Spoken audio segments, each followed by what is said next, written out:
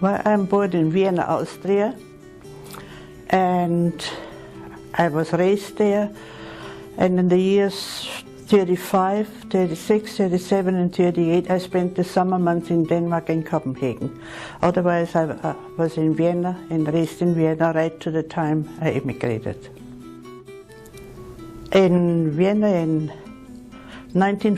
September 47, I went into the nursing school, which was interrupted in 45 as the fighting was on in Vienna, but was continued again the same year in 45 in September, and we graduated as the first class in Austria in September 1947.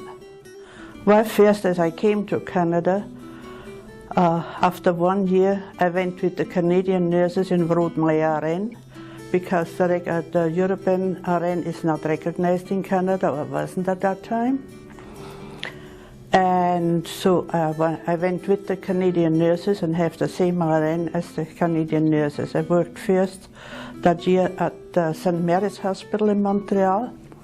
As I came to Montreal, because I believed because I had French in high school, I thought that's the best place to start. Big mistakes. But I did my RN in English with the Canadian nurses.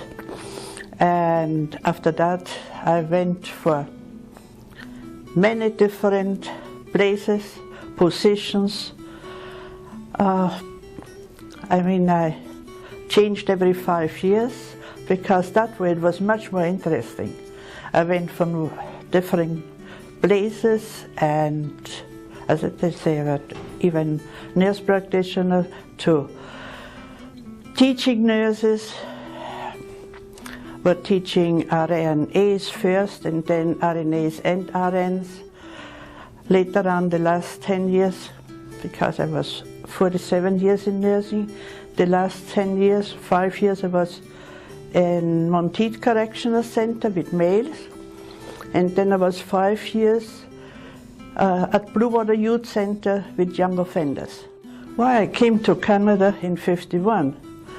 On the way to Canada, in Paris, I met somebody.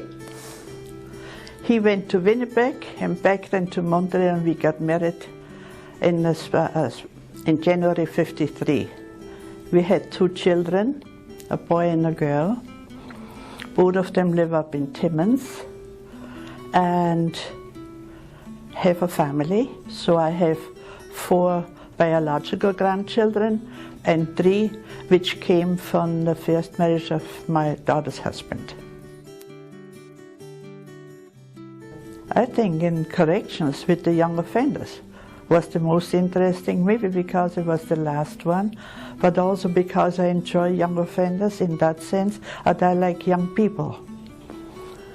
I can relate to them, talk to them, and you got to be honest with them. And you cannot bullshit with them. Sorry if I use that word, but that's the way it is. You cannot treat them or talk down at them. And I really enjoyed it. I was what they call healthcare coordinator. That means I had a staff there, and we were very active in that way, and we tried to, for example,